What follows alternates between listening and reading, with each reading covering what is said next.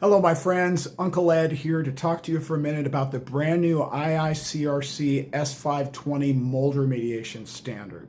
This has been 9 years in the making, and there's some very important things that got added to the standard and also some interesting things that have been removed from the standard.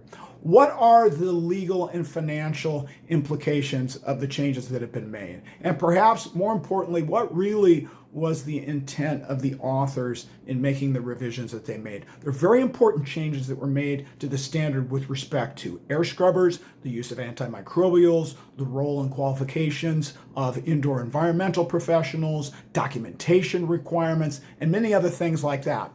We're very fortunate at Restoration CrossCheck to be working with Mr. Cole Stanton. He's a senior consultant with CrossCheck, and he was on the IICRC S520 Consensus Body. And on June 13, 2024, Cole and I are going to be conducting a webinar called CrossChecking the new IICRC S520 Mold Standard. Sign up now at restorationcrosscheck.com/S520. We're going to give you these answers and many more, and we hope to see you on the 13th. Thank you.